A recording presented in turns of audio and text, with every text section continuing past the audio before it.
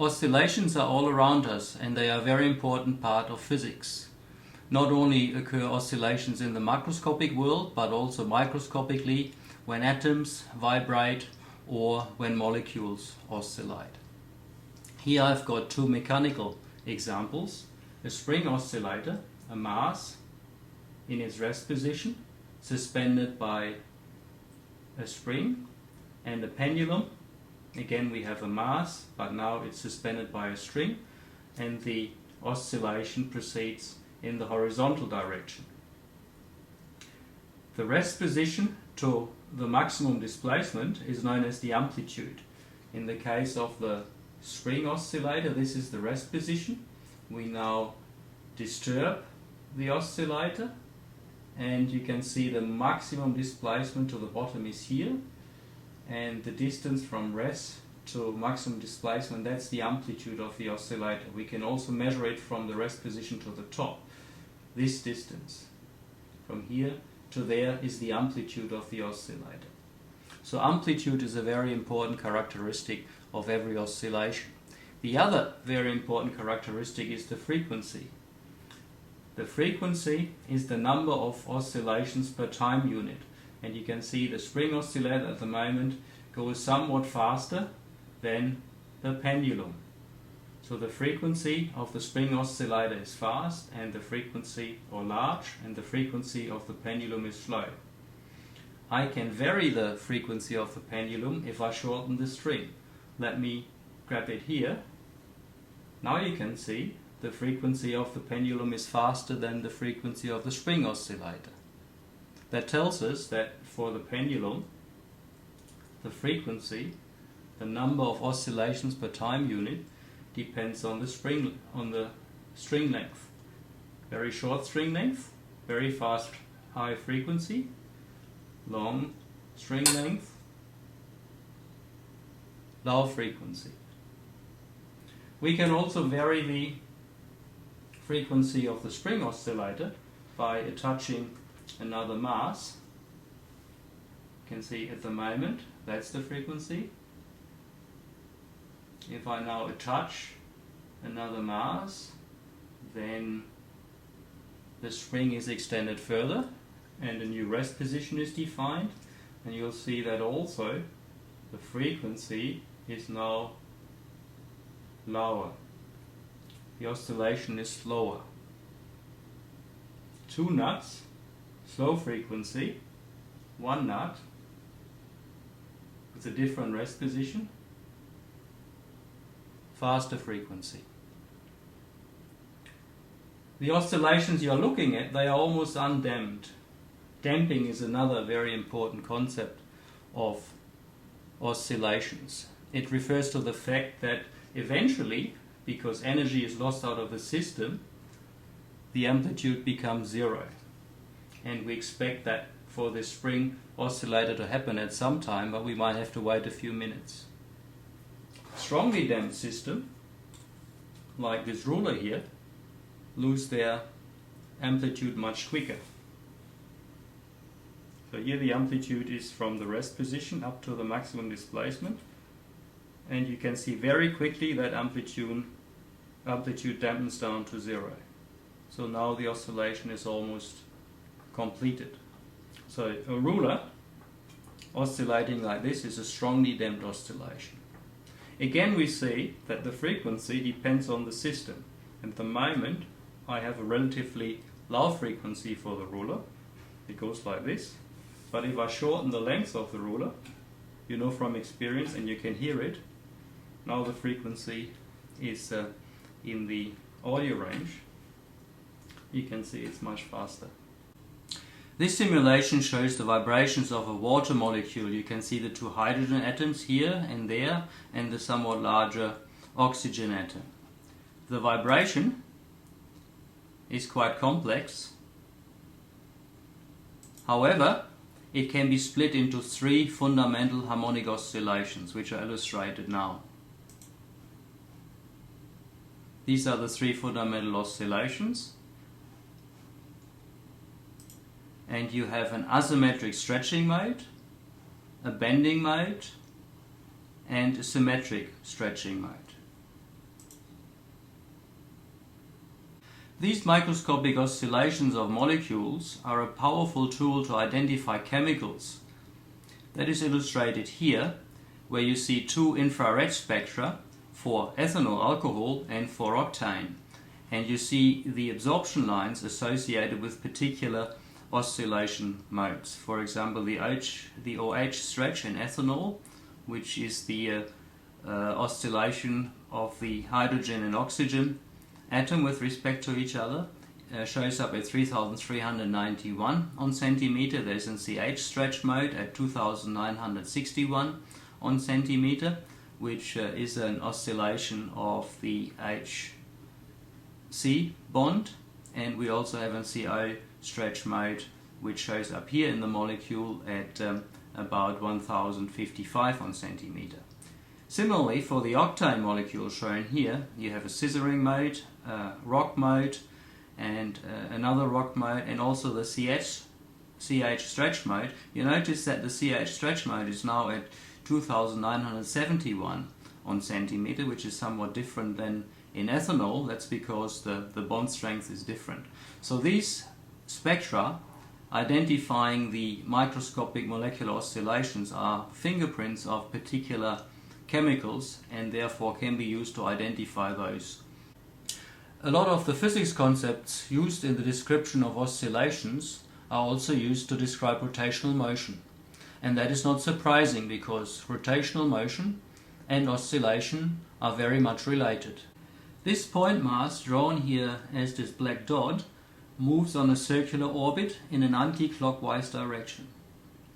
That means the angular velocity vector at the center of the circular orbit is pointing at us, coming out of the plane. The motion may be uniform circular motion if we only have acceleration towards the center, namely radial acceleration, which provides a centripetal force to keep the point mass on its orbit, but no tangential acceleration, which would vary the speed of the point mass. In other words, the angular momentum L remains constant. Angular momentum L is the product of moment of inertia times angular velocity vector. That quantity remains constant in magnitude and direction for uniform circular motion. Uniform circular motion has a close relationship to simple harmonic oscillation, and that becomes apparent if we look at the projection of the point mass onto an axis. I've illustrated this here by drawing in an x-axis, which provides our projection axis. This, indicated by the dashed line, is the projection of the point mass at a particular point in time, and you can see as the point mass proceeds along its circular orbit, the projection will move to the left. The projection vector will become zero at the time when the point mass has reached this point on the circle. Then, going further with time, the projection vector becomes negative and increases in magnitude until both projection and the actual point mass coincide here at this point on the circle.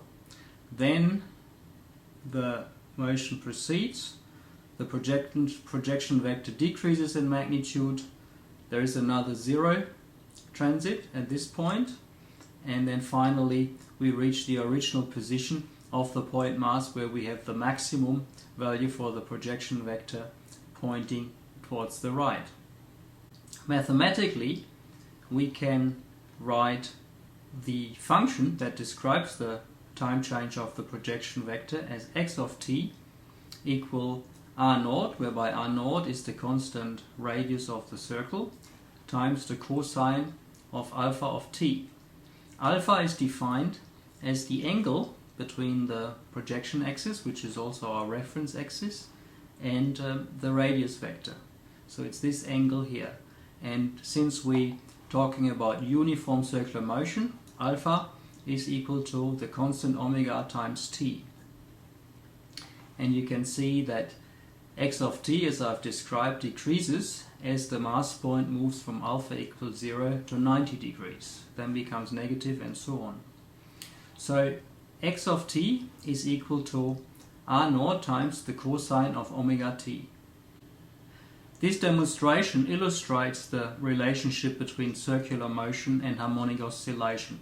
This disk here rotates, and a cylinder representing the point mass is projecting a shadow onto this screen. That's achieved with a distant light source, and you'll see in a moment that the rotation of the cylinder causes the projection to oscillate back and forth.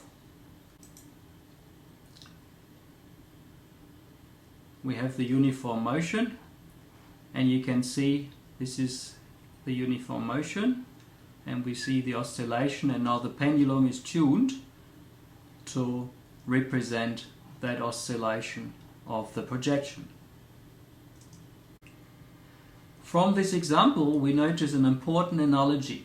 The actual mass m orbits uniformly on a circular path, and when we describe the motion of the projection, we talk about a simple harmonic oscillation. What do we mean by harmonic? What do we mean by simple? In this context, harmonic means that the oscillation proceeds with a constant frequency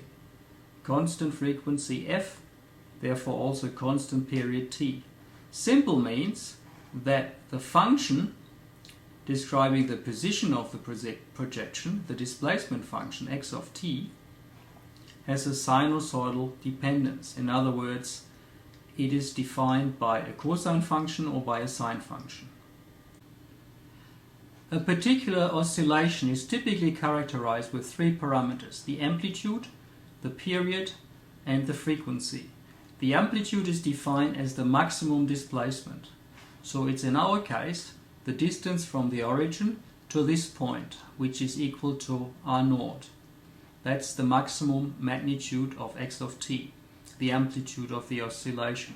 The period is defined as one complete oscillation cycle, which is the time it takes to go from here through the origin to the other side and all the way back. That coincides with one complete circle that the actual point mass traces. And the frequency, omega, is defined as 2 pi divided by that period. And we have two types of frequencies. We've got the angular frequency, 2 pi on t, and the frequency measured in hertz, which is equal to omega divided by 2 pi.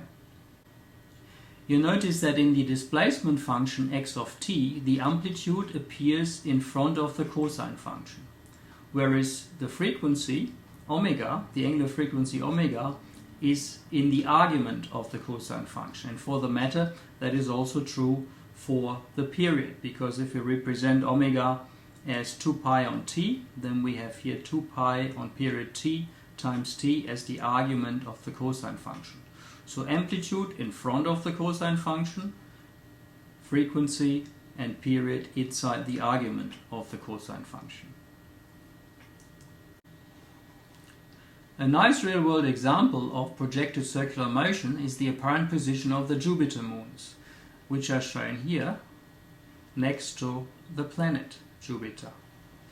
The Jupiter moons were discovered by Galileo Galilei in 1610, and you can see here a page from the original publication that lists the names of the moons, which are Io, Europa, Ganymede and Callisto.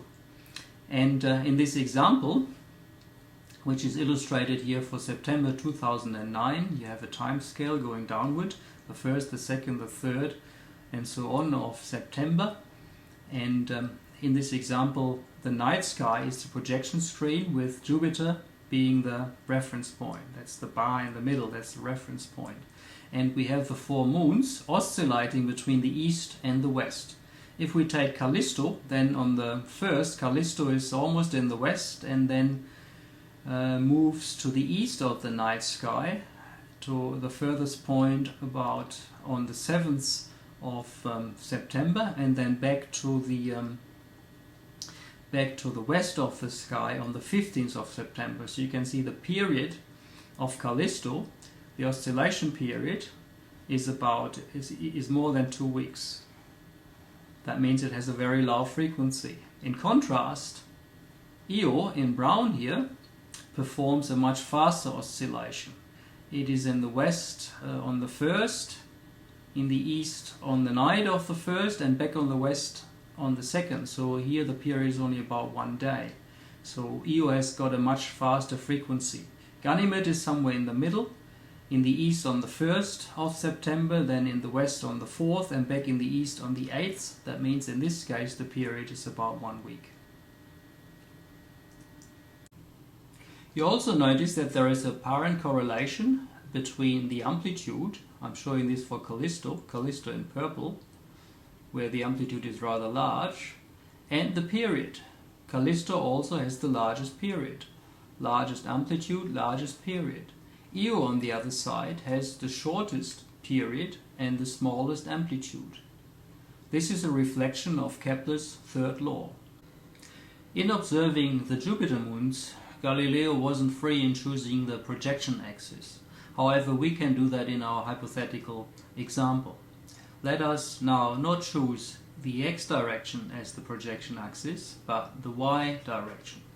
Again, we're considering a mass m that orbits on this circle, and that means we can define the position of that motion using the angle alpha with respect to the x-axis, and we then find that the y of t, the projection onto the y-axis, here indicated here in dashed, increases as m moves from alpha equals 0, from here, to 90 degrees. So the y projection, the motion goes from here to there, to the top, and y increases from 0 to the top. The projection onto the y-axis increases from 0 to the top. And in analogy to what we saw for the x-axis, we now have a circular motion and a projection that oscillates along this projection axis harmonically between y equals to plus r0, r0 is the radius, so this is plus r0, and minus r0, y equals minus r0. And if we look at the geometry of this, trigonometry will tell us that the projection, the motion of the projection y of t as a function of time, y of t is given by the radius r0 times the sine of omega t, whereby alpha is equal to omega t. Alpha increases with time constantly. We have uniform circular motion, so alpha is equal to omega times t. And the projection oscillates harmonically according to this sinusoidal function r0. The amplitude is r0 times sine omega t. We know from trigonometry that the sine of an angle is always equal to the cosine of the very same angle minus 90 degrees, minus pi half. If we substitute using this equality, if we substitute in here, we find that y of t, the projection onto the y direction, is equal to r0 times the cosine of omega t plus minus pi half, minus 90 degrees. You can see I've simply substituted this in here and I obtain that relationship. If we now compare the projection, the motion of the projection along the y direction with that we had earlier along the x direction, x of t is equal r0 times cosine omega t, and I've indicated here, I've added here plus 0. You can see that we have the same function, cosine omega t, but we have what we call a phase shift. The projection onto the y direction is phase shifted by minus pi half when compared to the projection onto the x direction. Plus 0, and here we have minus pi half, which is equal to minus 90 degrees. So in general we can state the projections onto the x and onto the y-axis are phase shifted by 90 degrees. If we draw both of these functions, y of t and x of t, as a function of time, this is the time axis, then as a solid curve, you see x of t, a cosine function, and y of t, a sine function. And if we look at the intercepts on the time axis, we see that the first intercept is at pi half, that's alpha equals pi half, that's for x of t, and the intercept for y of t is at pi, which incidentally is also half a period. Yeah, this is this point here, half a period. That's where the y function, the y projection becomes 0 and therefore intercepts the time axis at 0. That's this point, that's half a period, and the angle alpha is equal to pi.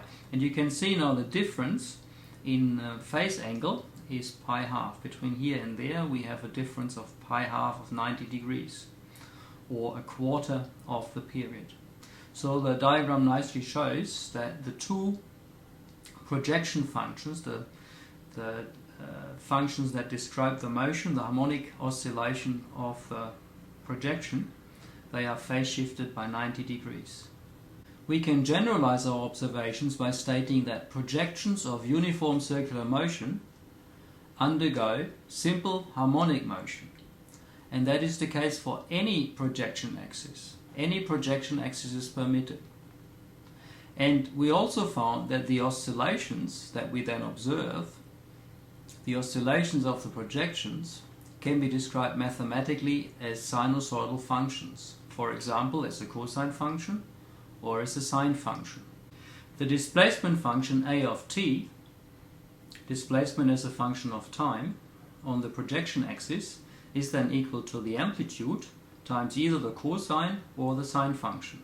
And depending on which function we use, cosine or sine function, we have to consider a different phase shift, which most generally I've written here as plus phi. Phi is the phase shift.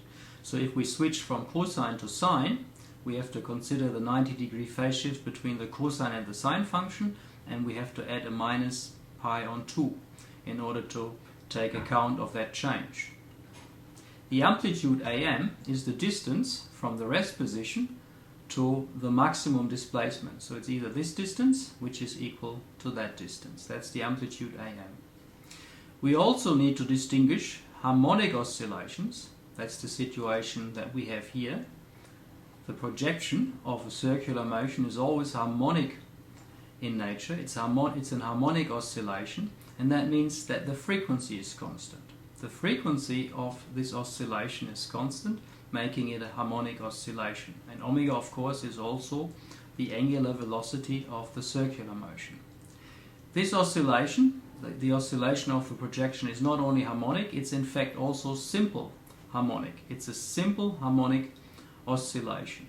And we always call a harmonic oscillation with constant frequency simple when the displacement function, the function of displacement as a function of time, is sinusoidal, which means it's either a sine or a cosine function. Then an oscillation is simple harmonic. The question arises, if there are oscillations that are harmonic, therefore have a constant frequency, but that are not simple. And indeed that is the case, and such oscillations are called physical pendula. And I've got two examples here.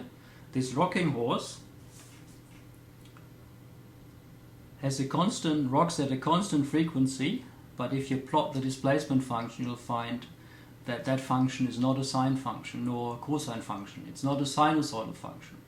So this oscillation is therefore not simple. Another example is this water bottle here. If I swing that, then you have an example of a harmonic oscillation that is not simple. It has a constant frequency, but the displacement function here, the displacement of the bottle, does not follow a sinusoidal behavior with time. Oscillations can also be non-harmonic, or better, anharmonic, which means that the frequency of the oscillation is not constant, that it varies with time. This is an example of that. A spinning coin. Well, you might wonder where the oscillation is in this case. I'll show you using a much larger version of this experiment.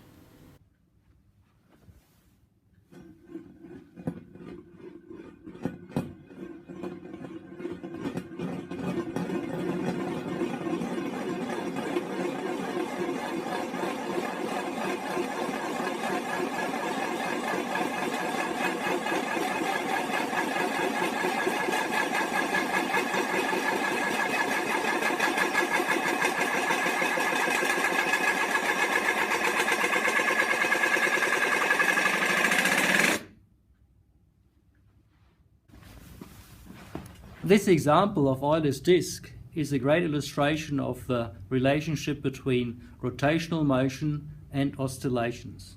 What you have here is a spinning object, but you might have also noticed that it rolls on its edge. So therefore this type of motion, spinning and rolling, is often referred to as spalling. So we have this spalling motion, and as a consequence of it, and you can hear that, you also have an oscillation. And you might have noticed that the oscillation increases in frequency. And that's indicative of the fact that this is a non-harmonic, unharmonic oscillation with increasing frequency. I'll show you once more.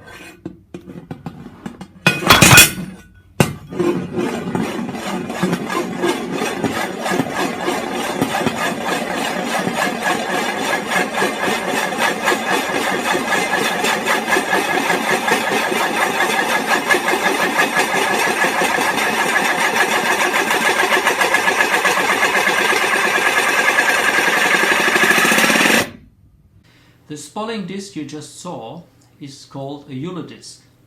It displays non-harmonic oscillation. It can also be used as an example of the damping of oscillations, and more importantly, it nicely demonstrates the relationship between rotational motion and oscillation. And it is also interesting because some aspects of the physics involved are still debated, as I'll show you.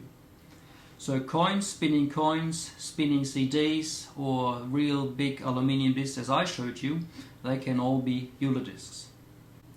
Euler disks are named after Leonhard Euler, whom some considered the greatest mathematician of the 18th century.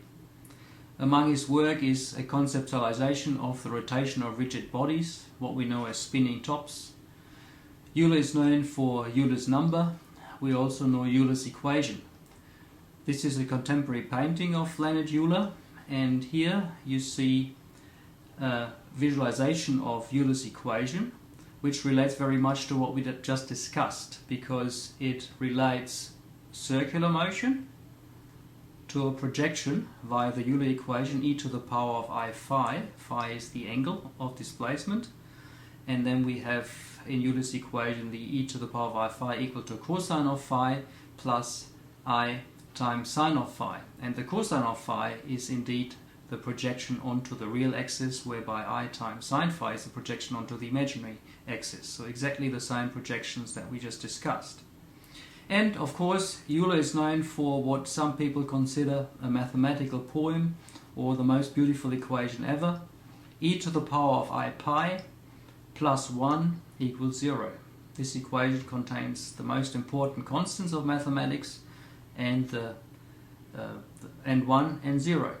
A Euler disk spins about its axis of symmetry, this axis, going right through its center. And the frequency, the angular frequency of that spinning motion, that circular motion, we might denote as little omega. The disk also rolls on its edge. This is the point of contact with the ground, and that rolling motion is about a different axis, which is indicated here, which is perpendicular to the ground, and the rolling motion occurs with a frequency that we might denote with capital omega. And the angle of inclination is alpha. So the disk does both. It spins and it rolls. So one might call this spalls. The disk spalls. And the spinning axis with a little omega, the symmetry axis, precesses about the central perpendicular rolling axis with the associated frequency capital omega. That has the consequence that if you look at the motion side on, we also have an oscillation back and forth and back and forth, because the disk wobbles up and down, up and down. And the question is, what is the frequency of this up and down oscillation? That's indeed what we're interested in. We want to show that this frequency is unharmonic. In other words, that it is not constant but varies with time. Well, we can work out that the frequency of the up and down oscillation is the same as the rolling frequency, the capital omega, while the frequency of the spinning is the little omega. Ignoring drag and friction, the spalling motion of the disk and therefore also the oscillation of the disk would go on forever because of angular momentum and energy conservation. No momentum and no energy would be lost from the system. In this idealized case, we would in fact have a good example of what we call simple harmonic motion. All frequencies will stay the same and the oscillation would be sinusoidal. However, we are dealing with a real system. A spinning coin, a spinning Euler disk will experience drag and friction, and we cannot ignore drag and friction. The consequence of drag and friction is that energy will be dissipated, will be lost from the system. That's the reason why the disk gradually drops and the oscillation will come to an end and is therefore of the type damped. The question we want to ask is, do the frequencies little omega and capital omega stay constant? No, we observed that the frequencies did not stay the same, and that means the oscillation and also the spinning of the disk are non-harmonic. In both cases the period t changes and therefore the frequency changes. So which way do the frequencies change? Is the oscillation going faster or is it going slower? Acoustically you could hear that the noise associated with the banging of the disk onto the ground was going up in pitch, which indicates that the frequency of the oscillation is going up. And in fact that is borne out by real measurements of the situation, which are displayed here. These are measurements of the spinning motion on the left and the rolling motion on the right. And you can see from the data that with time on the x-axis, the spinning motion slows down in frequency. So the spinning becomes slower, whereas the rolling and oscillating speed goes up in agreement with what we heard. So we find that with this example we have a situation where we have a rotational motion that changes in frequency and also an oscillation that changes in frequency within the same system. So this is a perfect example of an anharmonic oscillator. The Euler disk created a bit of a stir recently when in 2005 people suggested that the increase in frequency should in principle go all the way to infinity. However, observation shows it does not. And that might be because the Euler disk would encounter a finite time singularity. However, other people clarified that in fact the disk plate bends and vibrates in addition to its oscillation because it's not perfectly stiff, and therefore the disk slips before it stops, and that brings the motion to an end. So when we talk about oscillations, we can distinguish two types. We have harmonic oscillations, sometimes those are also referred to as periodic oscillations, and they are characterized by the fact that the period is constant, and since frequency is 2 pi on period, that also means that the frequency is constant. So we have harmonic oscillations and we have non-harmonic or anharmonic oscillations, sometimes referred to as non-periodic oscillation, where the opposite applies. T is not constant and therefore the frequency is also not constant.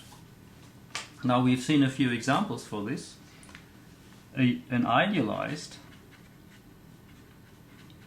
Euler disk, that's the one where we ignore friction and drag. That's an example for a harmonic oscillation. However, the real world Euler disk is an example for anharmonic, non-periodic oscillations. Now, if we look at the harmonic oscillations, we can distinguish them further. We've got simple harmonic oscillations and we have non-simple, or maybe we should call them complex harmonic oscillations.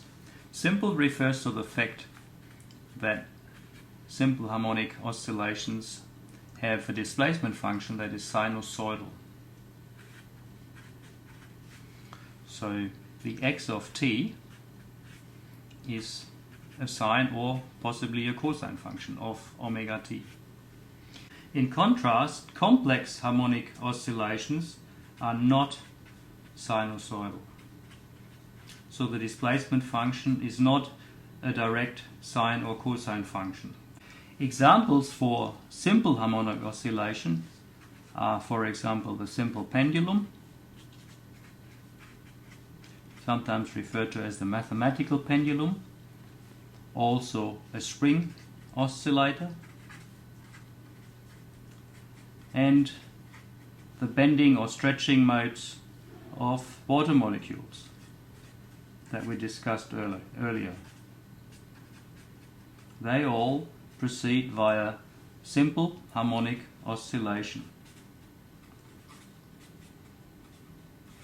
In contrast, complex, not sinusoidal harmonic motion occurs if we have a physical pendulum, such as the rocking horse,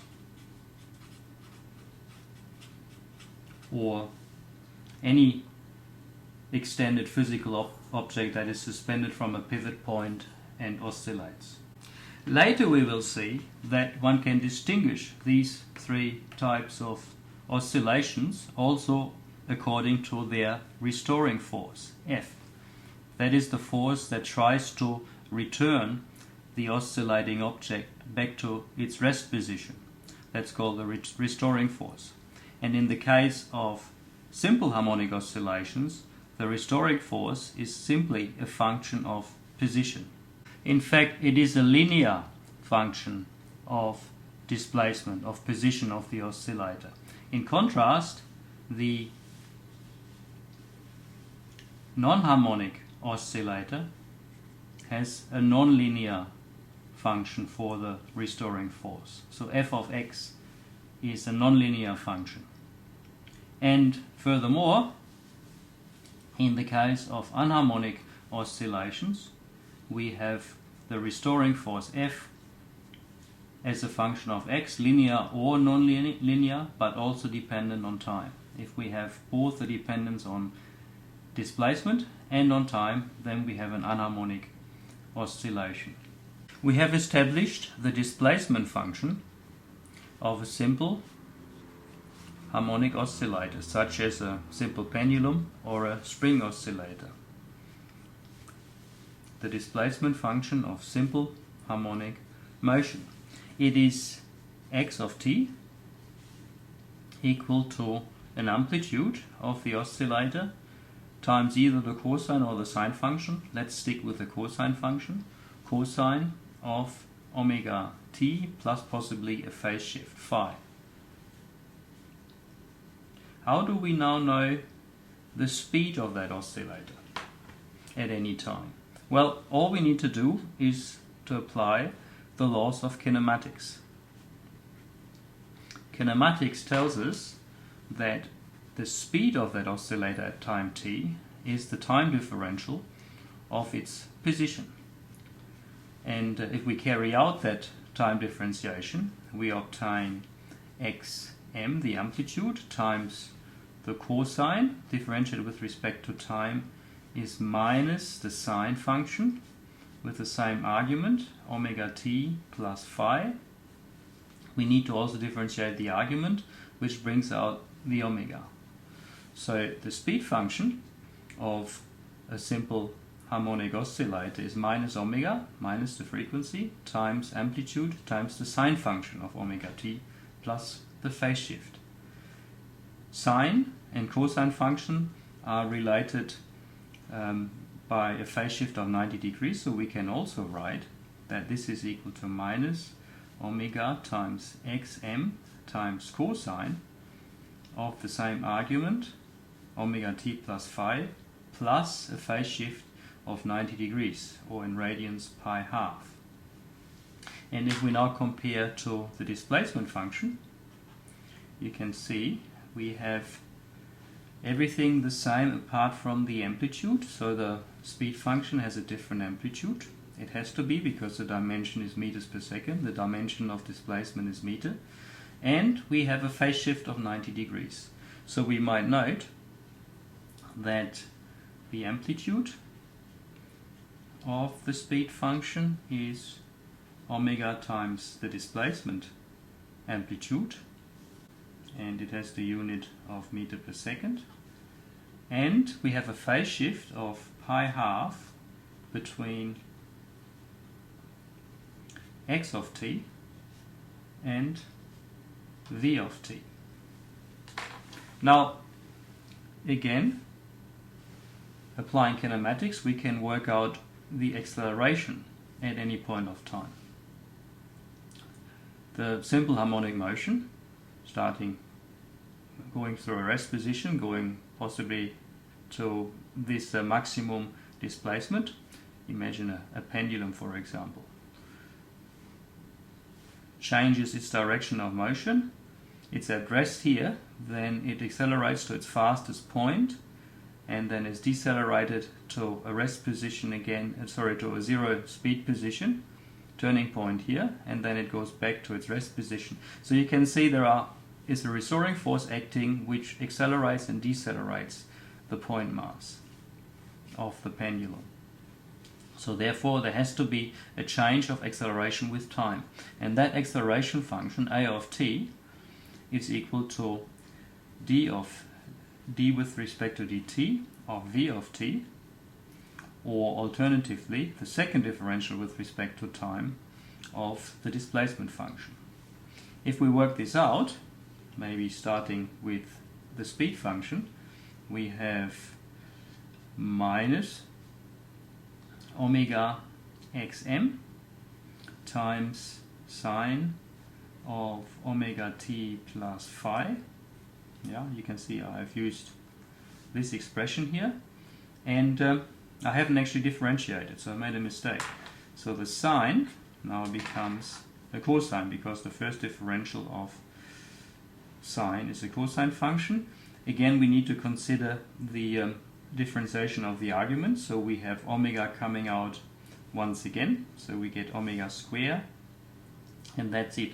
So this is the acceleration function. So here we have the speed function, displacement, speed, and now the acceleration function. And again, we can make the comparison with the displacement function, and we see that now we have almost the same. We have a cosine function, the same argument. However, the amplitude is different and there is a minus sign. So we note that for the acceleration function, the amplitude is omega squared. This should be xm. So we have xm, and the unit is meters divided by seconds squared. Formally it's actually meters times radians squared on seconds squared. However, you know that radians is just an indicator and can be used or can be left out. The dimension is 1. And what about the phase shift? We have the cosine function, but we have a minus sign here. So therefore, we conclude that the acceleration function and the displacement function are phase shifted by 180 degrees. So we have a phase shift, and that phase shift is pi, or 180 degrees. We can visualize the situation by again using the relationship between uniform circular motion and harmonic oscillation. Our simple harmonic oscillation may be along the x-axis. This is the mass point that is oscillating, and the equivalent circular motion is anticlockwise around here. And you can see that the position vector is reducing, and when that happens, the speed is increasing, because the speed of the oscillator is the x component of the tangential speed of the circulating mass point. This is the tangential speed of the mass on the circle, the x component in this, and that is this vector here, and that vector is exactly the same as the speed vector of the oscillating mass. So as the displacement decreases, the speed, because this component here increases, here it's 0, and then that component increases to its maximum at this point, so the speed increases as the displacement decreases. And that's the reason for the 90-degree phase shift between displacement and speed. So at maximum displacement we have 0 speed. At the rest position we have maximum speed, which is equal to omega times xm, which is the amplitude of the oscillation. So maximum displacement means 0 speed, and that's where the turning point is. This point we call the turning point. And maximum speed is reached for 0 displacement, which is at this point. Similarly, we can visualize the acceleration of the oscillating point mass. If this is our oscillating point mass, oscillating on the x-axis, then the equivalent circulating mass is going anti-clockwise on this circle, and at any point in time it experiences a centripetal acceleration towards the center of the circle, which is equal to omega square times r. And the x component of that acceleration, which is this vector, is the projection onto the x-axis. So a of t, this vector, is the acceleration acting on the oscillating point mass. And you can see that at the turning point, when the rotating mass, the circulating mass, is here, the centripetal force in the x direction is 0, so we have 0 acceleration at this point and maximum acceleration at the turning point of the oscillator, which is here. This is, at this point, the a vector is maximum. So here we have a displacement vector at its maximum pointing to the left, and we also have a maximum in the acceleration vector but pointing to the right. So we conclude that for maximum displacement we have also maximum acceleration, but the two vector, displacement and acceleration vector, point in opposite directions, thereby reflecting the 180-degree phase change between the two. If we take all three functions, the displacement function x of t, the speed function v of t, and the acceleration function a of t, and plot them on the y-axis as a function of displacement angle, omega t, which increases with time, then we also have a diagram which shows us these three functions, x of t, v of t, a of t, as a function of time. And for a displacement of 2 pi, we have a time of 1 period has passed, and for a displacement angle of 4 pi, a period of 2 periods have passed, a time of 2t periods has passed, and so on. 6 pi, displacement angle 6 pi, we have passed 3 periods. This diagram is very important in the description of oscillators and is often used to interpret the characteristics of a particular oscillator. So if we look at the displacement function first, x of t, here, which is this function, the one with the smallest amplitude, x of m.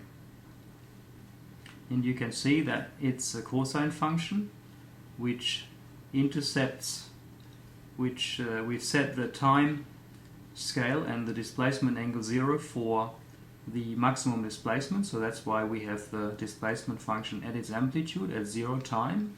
Then we're going through the rest position, which is here. Then we go through the other turning point where we reach the negative amplitude and complete, go again through the rest position and then complete one complete oscillation when we reach the maximum displacement once more. So the time from here to there, that's 1 period, and that's indeed indicated here as 2 pi, which corresponds to t. So the t is a little bit to the left. This is one period, this is another period, and this is the third period. So this is the graph for one period for the displacement function. We know that the speed function is phase shifted by 90 degrees. Therefore, at the 0 point, we should not have the maximum as for the displacement function, but it should be a zero intercept. And indeed, that is the case. The speed function is this one. You can see the amplitude is plotted somewhat larger than the one for the displacement function, and indicated here as xm times omega. Now that's the amplitude of the speed function. So we're starting at 0 speed, that's the turning point. At the turning point the oscillator has 0 speed, but then reaches maximum speed when it passes through the rest position. That's where the displacement function is 0, we have maximum speed, and so on. And at the completion of one period, we again have 0 speed. So this is the speed function. Finally, the acceleration function, a of t is minus cosine of omega t, is out of phase by 180 degrees when compared to the displacement function. So when we have a maximum in displacement, we have to have a minimum in acceleration, and that's indeed the case. You see that's plotted here as the function with the largest amplitude. Up to here, then the plot discontinues. We can see here that the amplitude of the acceleration function is xm times omega squared, and if we look at this maximum, we can see this maximum is out of phase by pi, by 180 degrees with respect to that minimum here, which is the displacement function. You can see there is a phase shift of 180 degrees between here and there. Both the acceleration and the displacement function are cosine functions, but they are phase shifted by 180 degrees. The following video summarizes our discussion of projected rotational motion and makes the point once more that rotations and oscillations are very much related. Swings are roundabouts and roundabouts are swings. Oscillations are all about ironing a circle flat. Let's see how we can understand this. This may be our circle. Like any circle, it has a circumference, and the circumference is given by c equals 2 pi times the radius. If we choose our radius conveniently as unity, we obtain the radian scale. 2 pi is one entire turn of this circle, and pi corresponds to a half turn of this circle. Now, going with a few people who make a lot of noise at the moment, even introduced a tau day in June, we can also call this tau times r. Again, express the circumference of the unit circle in terms of radians. You can see tau is no different than 2 pi. Conventionally, we can use also a variety of degree scales. The most common one is the one that divides a circle into 360 degrees. In that case, you need a reference direction and define an angle with respect to that reference direction, and you obtain for a full turn of the circle that corresponds to 360 degrees.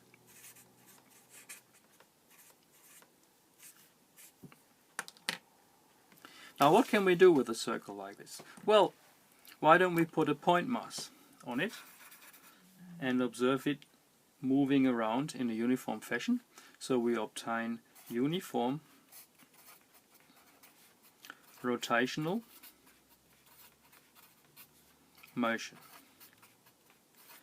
which is defined by a constant angular momentum vector pointing upward, L, which is equal to the moment of inertia theta associated with, that's a different theta as the angle, moment of inertia,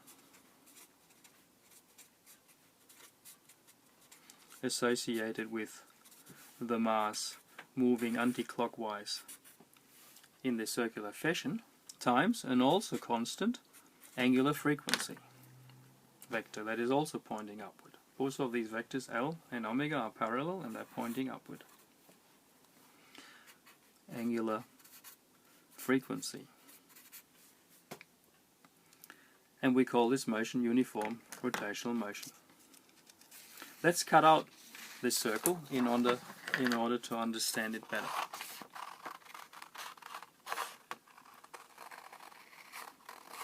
We can look at this uniform rotational motion in sections by turning the circle 45 degrees, 90 degrees, 135 degrees, 180 degrees, and so on, and see what consequences that motion has on a projection and how it behaves as a function of time.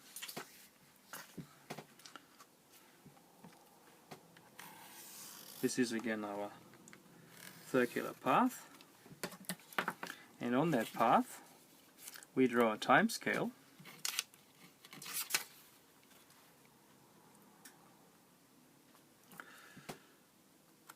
like this. This is our time axis, t, and once we've got a time axis we need a 0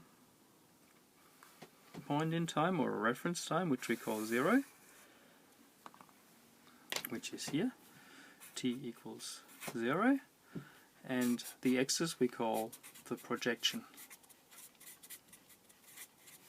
axis, or alternatively the projection plane, because what we want to do is follow the motion of this mass m as a function of time, and these are our intervals. They could be 1 second, 2 seconds, 3 seconds, and so on.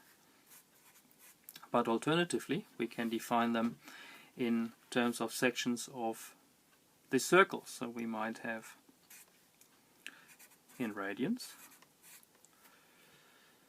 pi quarter, pi half, 3/4 pi, and finally pi, and so on, whereby this is of course 180 degrees.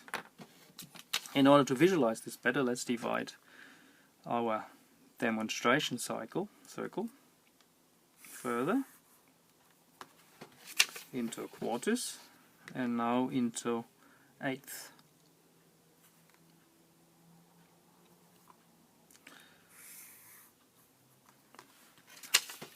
Two more eighths to come.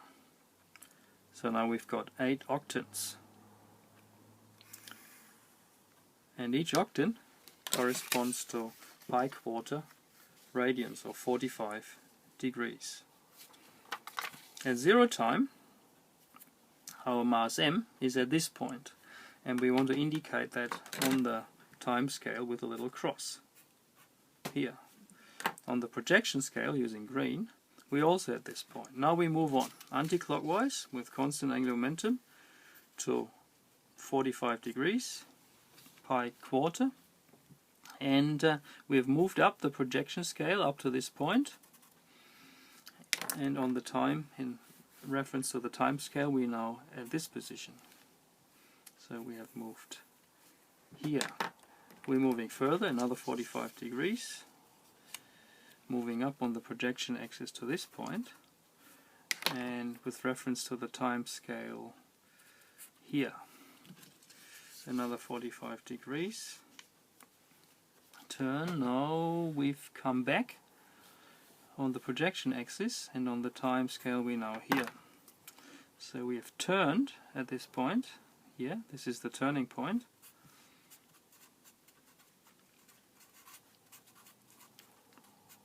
And we're moving in the other direction. The projection moves in the other direction, giving us a point there. Another 45 degrees. We are back to 0. We are on the time axis. At pi, we are down here.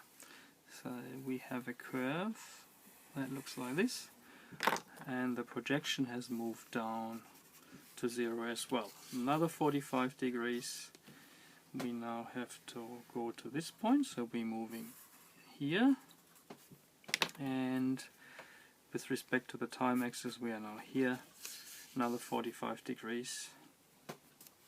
This is now 3/2 of pi, or 270 degrees, and we are here, and our projection has moved a little bit further down and has another turning point.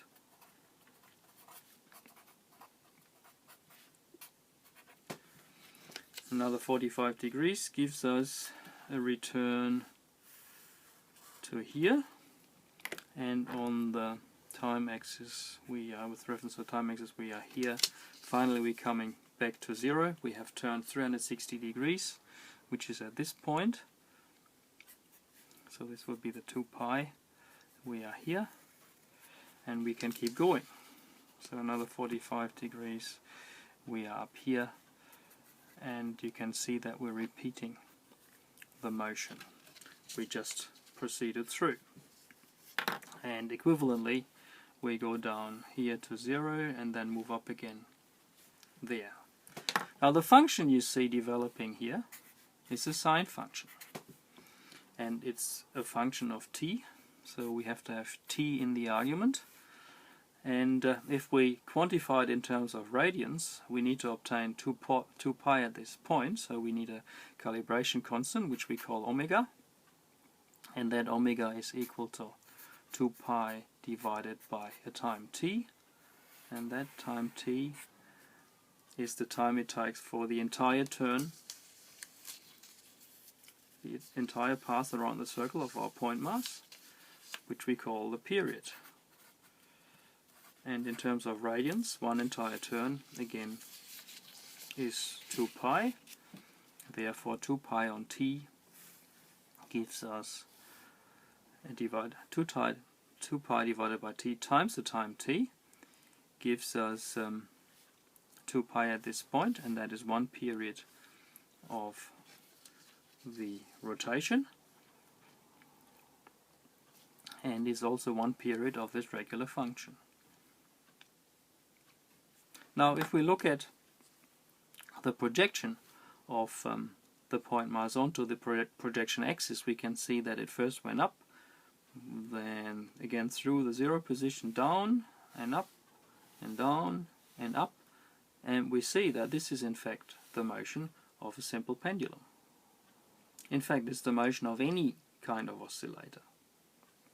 So what we have here on the projection axis is the motion of an oscillator. Motion of an oscillator.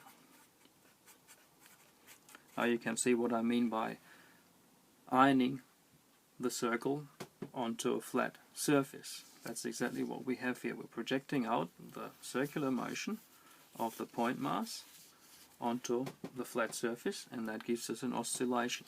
That oscillation has a constant frequency omega when the rotational frequency, the angular frequency vector of the rotational motion, is constant. Then we talk about uniform rotation or harmonic rotation and harmonic oscillation. So constant omega means harmonic oscillation. If this motion, as in this case, because we have a circle, follows a sine function, then we talk about simple harmonic motion.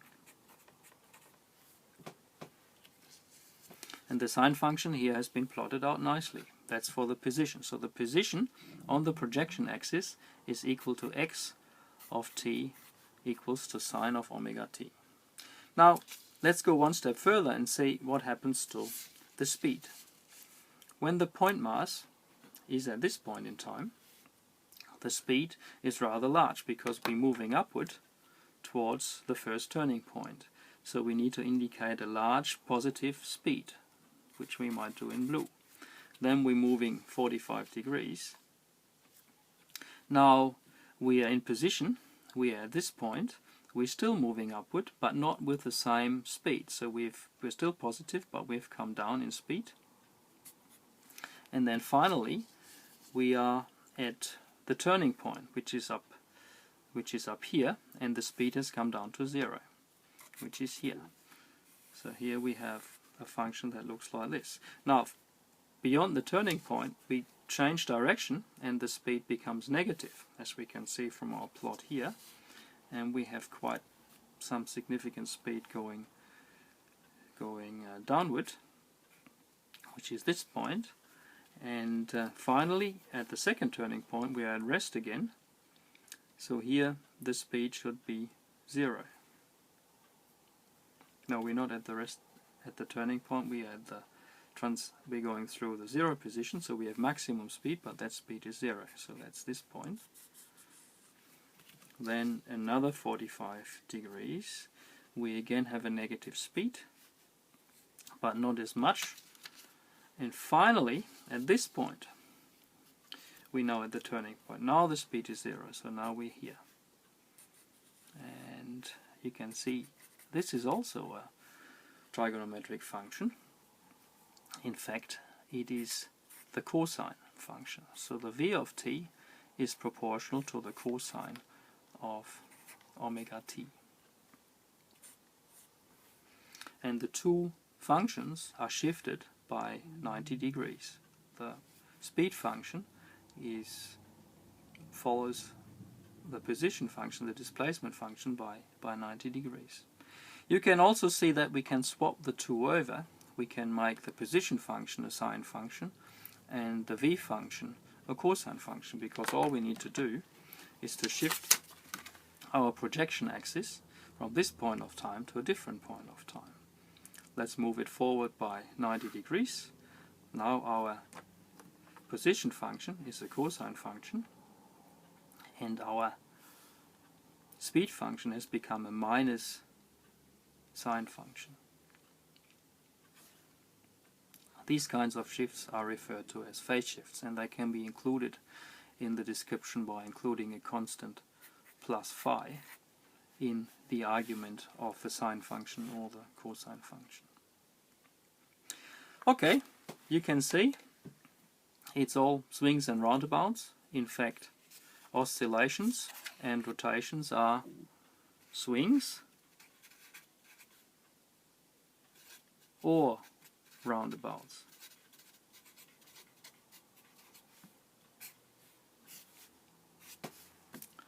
They are the same sort of thing. So far our discussion was concerned with virtual masses, projected masses, the oscillation of projected masses. Let us now consider some real systems. So not just a projection moving back and forth with a constant frequency as a simple harmonic oscillator, but a real mass, a real point mass, m. How can we describe that with physics? Before we do this, let's point out that such oscillations of real point masses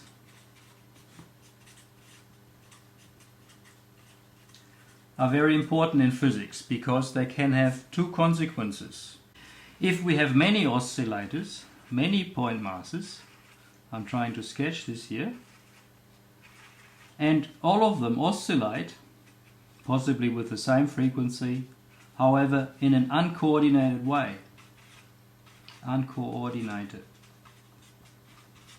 oscillations. Then we have a phenomenon which we often describe as heat.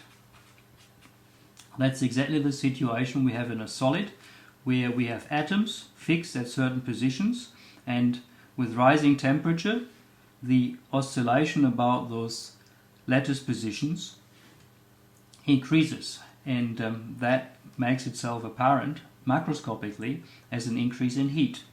So uncoordinated oscillations of many particles we understand as heat, and this is the foundation of thermodynamics.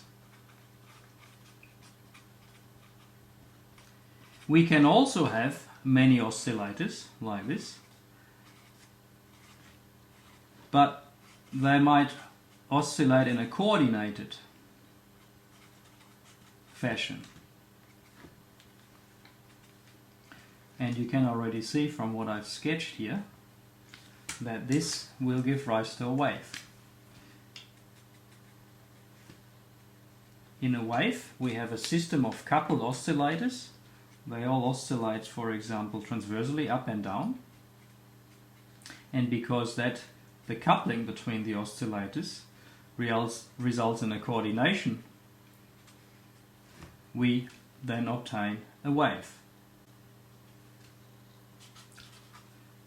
And a very important aspect of physics is the discussion of waves.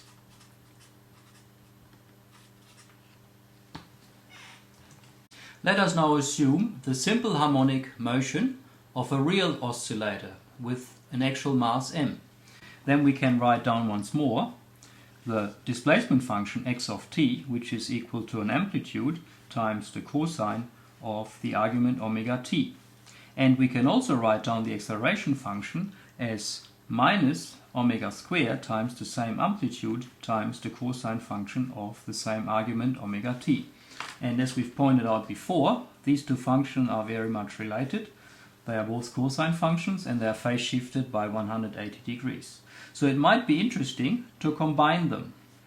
Let's combine these two functions, and we see that we then obtain that a of t is equal to minus omega squared times x of t. So the acceleration function is equal to minus omega squared times the displacement function. Now, in order to include the mass, we might just multiply with the mass on both sides, and we find m times a of t is equal to m times minus omega squared times x of t. And you will immediately say m times a, I know this is Newton's second law. So this is a force. So we have a force as a function of time, but then position depends on time, so we can also write it's a force which depends on position. And that force is equal to minus m omega squared times x. And we have now encountered the fourth law of simple harmonic motion, which we can simplify by calling this a constant k, and we obtain minus kx on the right hand side, and this is also often referred to as the restoring force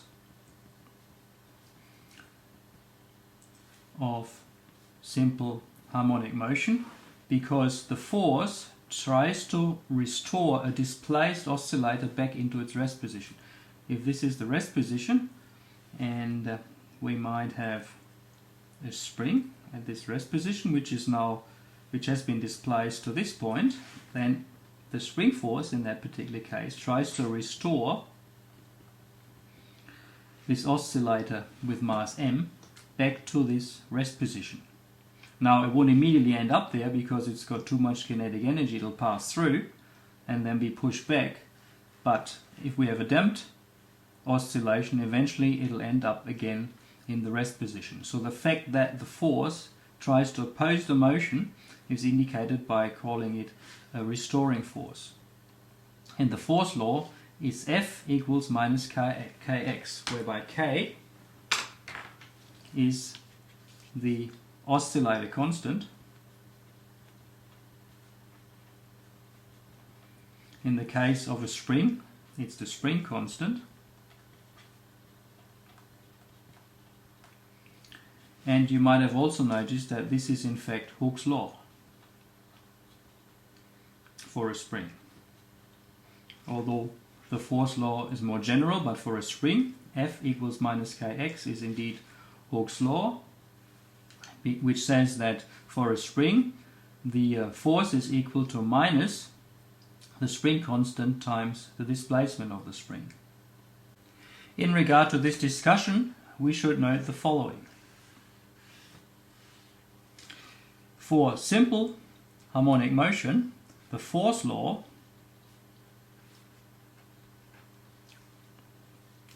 says that the force F is directly proportional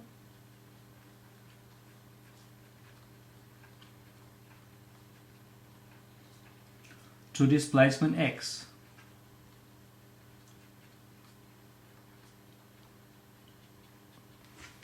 F in magnitude is linearly proportional to x. That's the force law of simple harmonic oscillations, and every simple harmonic motion, simple harmonic oscillation, is characterized by this force law. It doesn't matter if this is a spring oscillating or a pendulum oscillating. If it's simple harmonic motion, F is directly proportional to displacement x. We have also seen that we have a minus sign in front of the K, and that makes this force a restoring force. And finally, if we look at this relationship here again, we find that K, the spring constant or the oscillator constant, is equal to m times omega squared, and we can rearrange this and we find therefore that omega is equal to the square root of K divided by m. So in the case of simple harmonic motion, we can always express the frequency of the oscillator as the square root of the K constant, the spring constant, the oscillator constant, divided by the inertial mass that is oscillating, this inertial mass here. And if we now know that omega is equal to 2 pi f, we can also express this in terms of frequency, f, this is rotational frequency, this is frequency, and frequency is then 1 over 2 pi times square root of K divided by m. So by measuring the frequency of an oscillator and knowing the inertial mass, we can work out the spring constant. Or vice versa, if we know the spring constant of an oscillator and its inertial mass, we can predict what the frequency of the oscillation will be. This is a very important relationship for oscillators. We have just encountered a force law, and this is not the first force law you've come across. In fact, by writing them down, these force laws, we can categorize different types of motions. I've done that here and asked myself the question, can we categorize all one-dimensional mechanical motions? Well, we can do that if we write down the equation of motion, which in general is the second derivative of the displacement, m times x dot dot, or alternatively m times d on d2 squared with respect to time, of x on one side and the force on the other side. Then we've just encountered mx dot dot is equal to minus kx. That's the force law of simple harmonic motion. And every type of motion that obeys this force law is called simple harmonic. And the solution of this equation of motion is x is equal to, as we have seen, amplitude times cosine of omega t. Another force law you have probably come across is m times acceleration is equal to 0. That means on the right hand side we don't have any force acting. That's in accordance with Newton's first postulate, and we call this uniform motion. If there is no external force, if f is 0, then we have uniform linear motion. And the solution of this equation of motion is x is equal to v times t, speed times time. Now, putting a force on the right hand side, but keeping it constant, m times acceleration is equal to a positive constant, we get a uniformly accelerated motion. You probably have come across that as well, which can be solved, and you obtain x is equal to 1/2 acceleration, constant acceleration, times t squared. If the constant on the right hand side is negative, we obtain uniformly decelerated motion, and we get a similar solution for the equation of motion, which is now minus 1/2 the constant acceleration times t squared. Okay, we can go a step further. Let's not look at a constant force on the right hand side, but the equivalent of the simple harmonic motion, but now we don't have a restoring force minus k, we have a positive force plus kx. Now this is an interesting case because it is mathematically possible, and so the mathematical solution is this. It's an exponential displacement function. However, this is not a physical case, since if you have a displacement that increases exponentially with time, you would also have kinetic energy going to infinity, and that's a violation of energy conservation. So this is a mathematical possibility that is not possible in reality. We can go a step further. Well, we can't have functions that are positive, but we can have other functions that are negative, but they don't have to be linear. They might have any type of functional form, and we can have m times a is equal to minus k times any kind of function f of x, and that gives us complex harmonic motion, such as a physical pendulum. If we then, in addition to the position dependence, also have a time dependence, but still a restoring force on the right hand side, we obtain non-harmonic motion, as we have seen it with the Euler disk, for example. Now coming back to simple harmonic motion, where the fourth law is m times a is equal to minus kx, simple harmonic motion, with this solution we can state that for this particular equation of motion we always get simple harmonic motion, and the solution is amplitude times cosine omega t, or alternatively you can also use the sine function in this solution. And the frequency of the simple harmonic motion is always equal to the square root of the oscillator constant divided by the inertial mass, and it's a constant frequency. Very important realizations of simple harmonic oscillators are spring oscillators.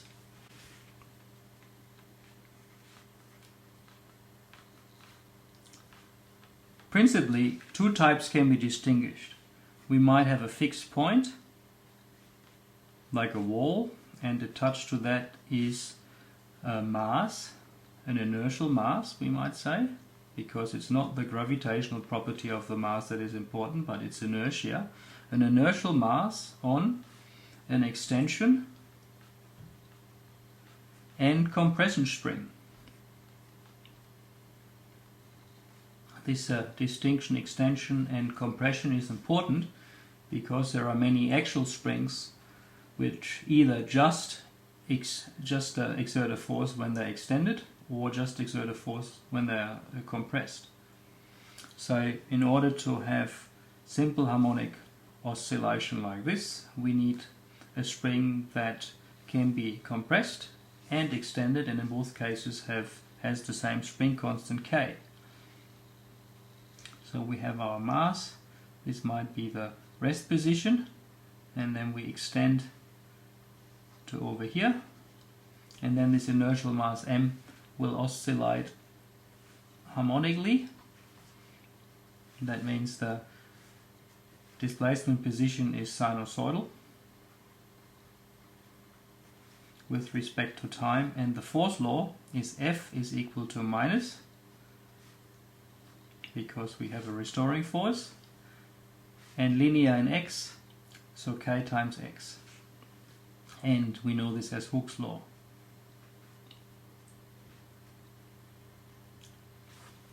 Alternatively, and in practice, we often have a spring oscillator where the mass is suspended,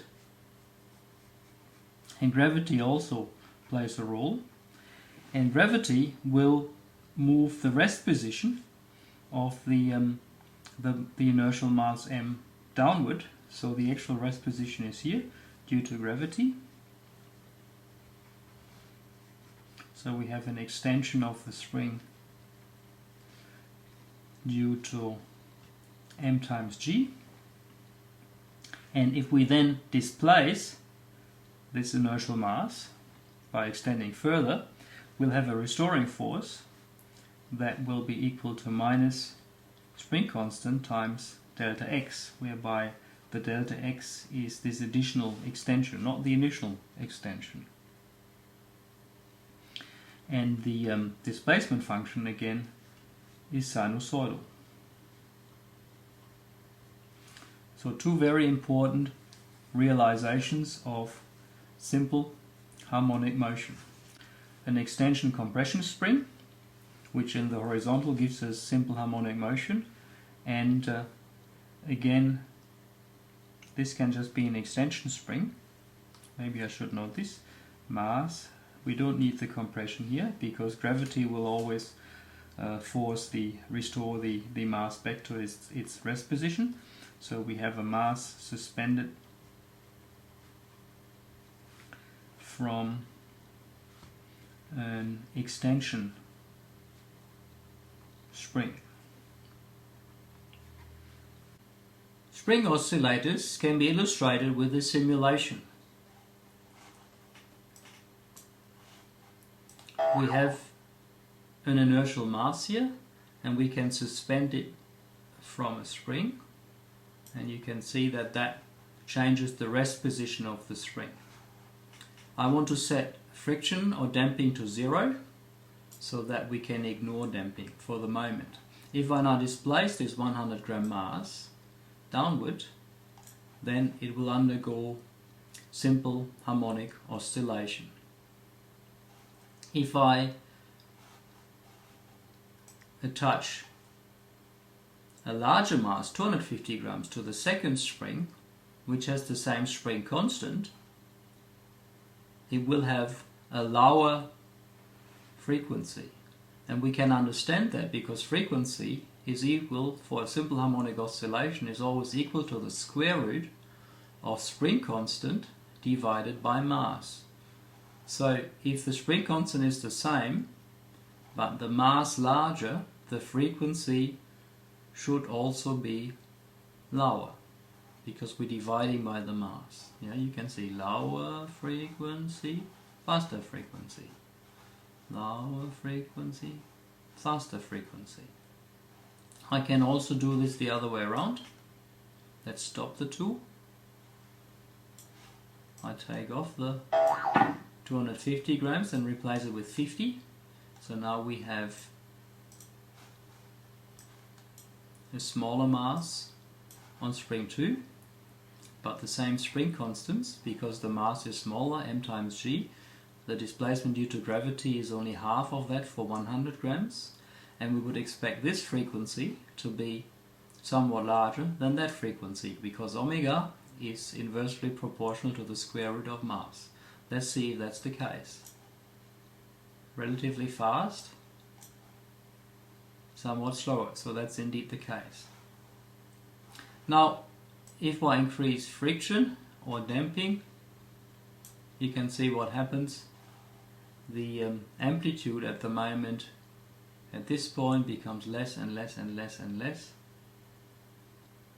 and in fact that is independent of spring constant or mass, so they almost come to rest at the same time. We can test the relationship for the frequency using this third spring, where we can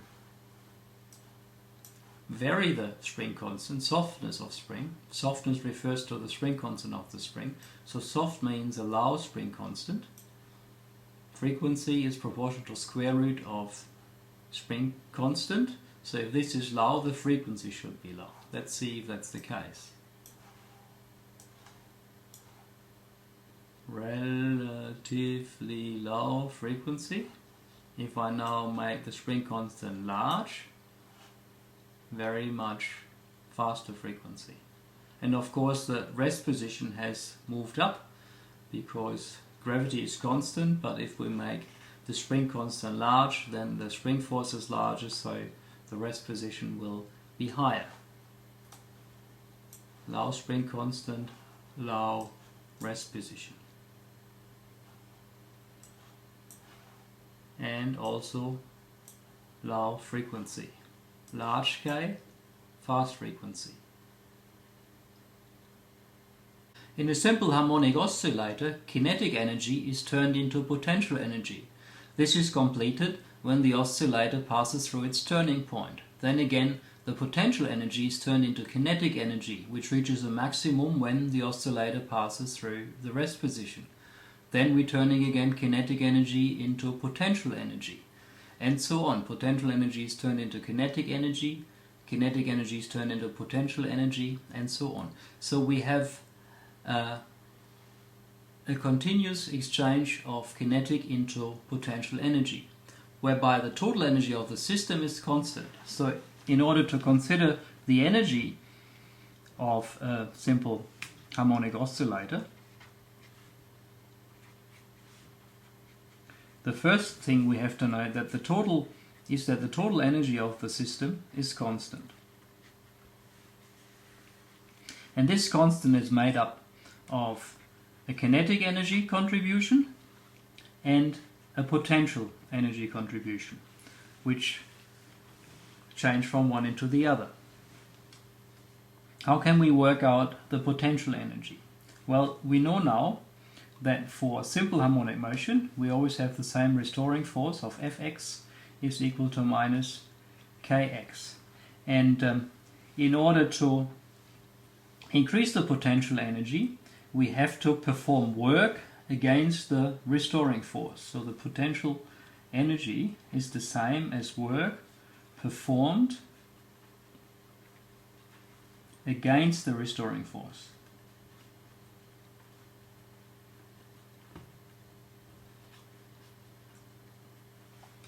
If this is our spring oscillator, it has its largest potential energy at the turning point, and on the way there we're performing work against the restoring force, which points to the left. So therefore we have to write mv squared half minus, because we performing work against the restoring force, the integral from 0 to that's the rest position, maybe here, to the turning point, which is the amplitude of the oscillator, over the restoring force times dx, and the restoring force is in this case minus kx times dx. And if we carry out the integration, first we pull out the minus sign, which gives us a plus sign. So we have plus this integral, and the integral over kx is 1/2 kx squared, 0, and then we have x m. Well, that's the total potential energy at the turning point, but more generally speaking, at any position x, we have a potential energy that is x prime squared. So we find therefore mv squared plus 1/2 kx squared, whereby x is the actual position at a particular point in time.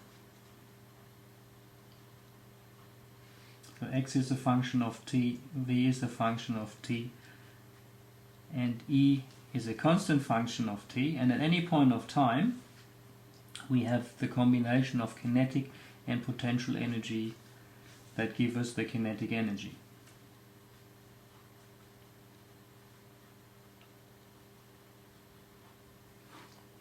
So more generally we have mv squared half plus k half x squared for the energy of a simple harmonic oscillator. Mathematically, it is clear that the displacement function of a simple harmonic oscillator is sinusoidal. But can we also see that experimentally? This multi-flush photography nicely demonstrates that indeed the motion of a simple harmonic oscillator is sinusoidal. What you see here is a spring oscillator. This is the spring, this is the mass, and using multi-flush photography, the oscillator has been exposed at equidistant time intervals.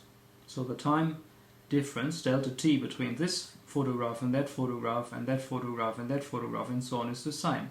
And if you plot this on the x-axis, then you can see that the photographs produce a very nice sine function. And indeed, the displacement function of simple harmonic motion is sinusoidal. Using the displacement function, we can indeed show that the total energy of a simple harmonic oscillator is constant. Let us write the energy equation. The total energy is equal to kinetic energy plus potential energy k half x squared. We know the displacement function, and in this case we might actually express it as an amplitude times a sine function rather than cosine function, which we have done previously, to demonstrate that this is equivalent. And that means the speed function is the same amplitude times omega times the cosine function of omega t. If we now substitute this function in here and that function in there, we can express the same equation as E total is equal to 1/2 A. We've pulled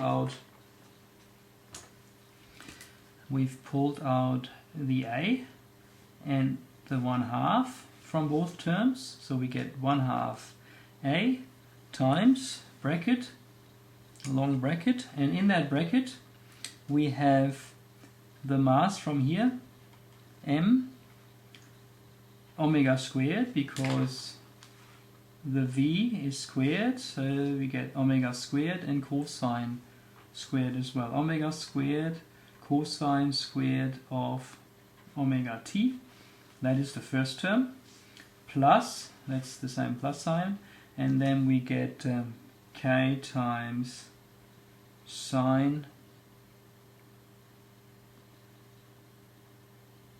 k, that's the k from here, and then the x is substituted, so we have the a, which is already been moved out, that should actually be square, so that's why I stumbled. The a is a squared, k times sine squared of omega t. Okay, we also know that omega for the simple harmonic oscillator is the square root of k on m. We substitute with that in here, replace that omega, then we obtain 1 on 2 a squared bracket k, yeah, the mass is disappeared because of this mass, and the omega has disappeared because we've substituted, and we just get k cosine squared omega t, that just comes in from there, plus k, we don't change anything to the second term, sine squared of omega t. Now we know geometry, and geometry tells us that unity is the same as cosine squared of some argument plus sine squared of the same argument. We can apply that here, and we find that that long term is in fact equal to 1/2 a squared times k. And a, if we ignore damping, is constant, the amplitude is constant. And for simple harmonic motion, also the spring constant is constant, as the name indicates. So that means the total energy is constant. So indeed, energy is conserved for simple harmonic. A very important class of simple oscillators are pendulums. The following video discusses simple mathematical pendulums and how they behave on the moon. Two balls in a bowl and the moon, how does that hang together? Everyone learns that angular frequency of simple harmonic motion depends on the square root of the force constant of the restoring force divided by the inertial mass m of the oscillator. Now, here I've got a ball, which may be circular in curvature, and I've got an oscillator, a little ball bearing. It oscillates nicely, with a certain frequency. Here I've got another ball bearing, clearly much more massive. Again, it oscillates nicely with a certain frequency. But hang on, don't they both have the same frequency? They have. Isn't that a contradiction to what we just said? Frequency depends on mass. The big one is clearly much more massive than the small one. How can we understand this? Let's draw the situation. We have the origin, which defines the curvature of the ball, and in that ball we have the ball bearing at a distance of maybe L from the origin and displaced by an angle of theta. The restoring force Fr acts tangentially in regard to the curvature.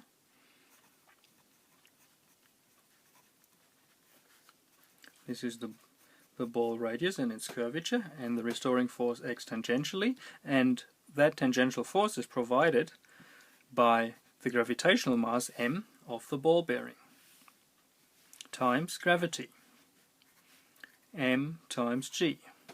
So we have a component of gravity restoring the displacement, or trying to restore the displacement of the ball bearing to 0. And that component we can work out by considering the geometry. We have theta here, we have theta here again, the displacement angle, we also have it here. So therefore the restoring force F of R, Fr, is equal to minus, because it always acts in opposition to the motion. It is minus times the sine of theta times m times g. Yeah, Fr divided by mg is equal to the sine of theta. Therefore, this equation holds. This is our restoring force.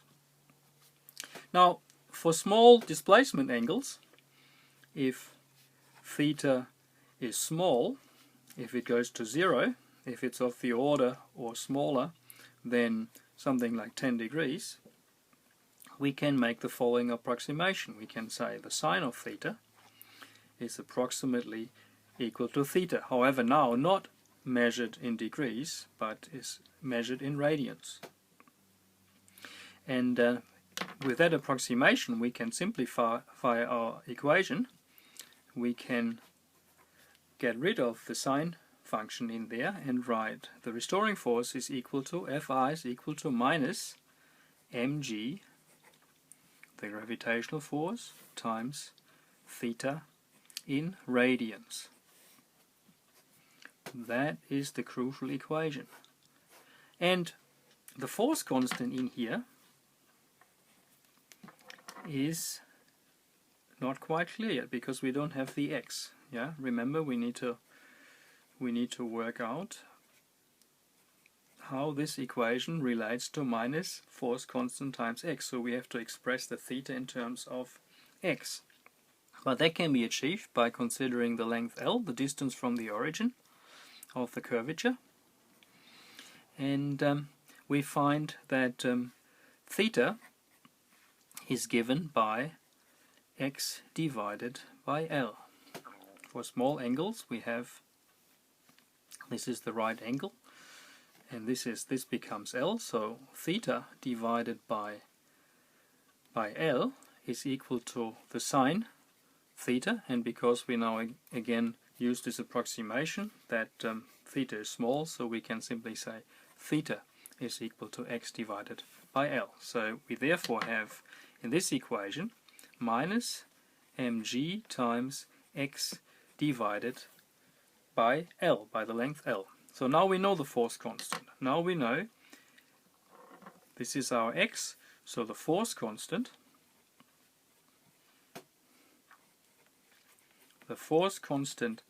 K, is equal to gravitational mass m times gravity divided by L. And that we can now substitute into into this equation, because we're going now from here to there, and we write omega, the angular frequency, is equal, for any simple harmonic oscillator, the square root of k, so that's our force constant, m, times g, divided by this length L. And we have to divide by the inertial mass, and you now notice that there is a difference between the gravitational mass at the top and the inertial mass at the bottom. One acts in its gravitational capacity, the one at the top, and the other one acts in its inertial capacity. However, because of the equivalence of mass introduced by Newton, we can now cancel one with the other, and we obtain that the angular frequency of a ball in a ball is equal to the square root of g divided by L. That is a very important result. Now, this doesn't just apply to balls in a ball, but also to a pendulum, because the situation for the pendulum is exactly the same. You have a length of string, and you have a point mass or a ball bearing at this string, and it oscillates back and forth under gravity, and therefore for the pendulum we've got the same equation. The angular frequency is equal to the square root of g of gravity, the square root of gravity g divided by the string length. Now this is a very useful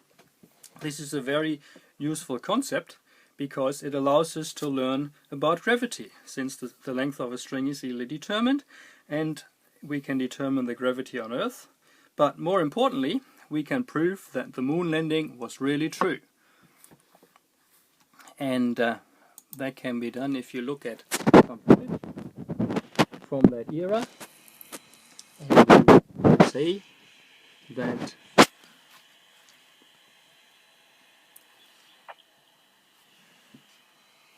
there is an accidental pendulum. There it is. There it oscillates nicely, because during equipment offloading from the scientific equipment bay, the cord become unstuck and oscillated nicely, and we now have live footage of that oscillation, and you can check out for yourself if that angular frequency is consistent with that pendulum being on the moon and not somewhere in the Nevada desert.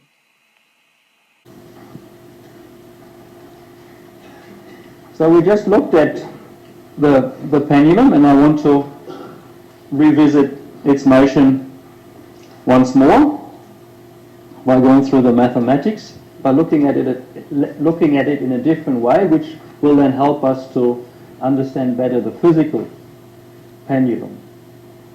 So this is still a discussion of simple harmonic motion, and the simple pendulum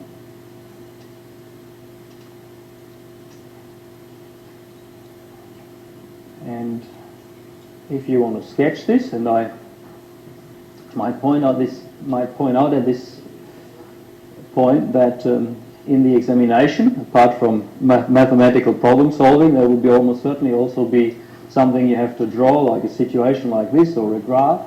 So that's a very important skill to have in physics, to be able to communicate the problem visually. And in this case, we do this by indicating a string length, and at the end is our bob, our mass, that oscillates back and forth, and we have a displacement angle theta, and the restoring force, which is always in the opposite direction as the displacement vector, Fr, is this, and it's provided by gravity, which is m times g, which is the mass, times gravitational acceleration. And in this diagram we have the theta again here and there, and therefore we can work out that the restoring force is equal to minus, because displacement vector points in this direction, but restoring force points into the other direction, therefore minus mg which comes from here, and because we consider it in a component, it's this on that, so therefore sine theta. And I illustrated before the break that this is of course not of the form that we need to have in order to have simple harmonic motion, which is minus force constant times x, because it has the sine function in there. However, we can make it that form if we neglect the sine function.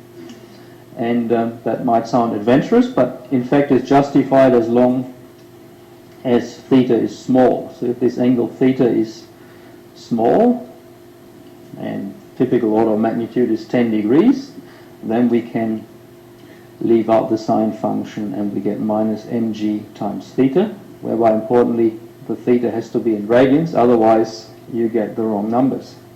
Now the natural unit of angle, in fact I told you that radians is just an indicator, it's not a proper unit, but the natural way of expressing an angle in physics is radians, and that's what it has to be. And if we now consider that that angle is small, then we can also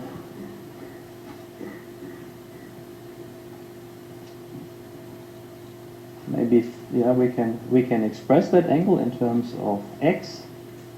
If this is our displacement x, then we get for small thetas, we get a right angle here, and x divided by L, this is also L, is again sine theta, and for small angles is equal to theta, so we can write F equals minus mg times x on L.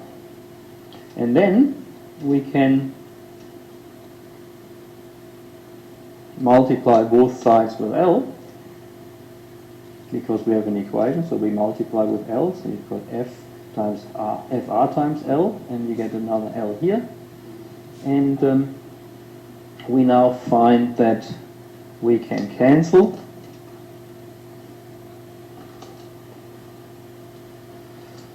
these two L's, for example, and we obtain an equation which is Fr equals minus mg times x, and this L now goes here, divided by L, and now we've got the form we want. We have got F equals minus k times x, and we can identify the force constant k as mg divided by L.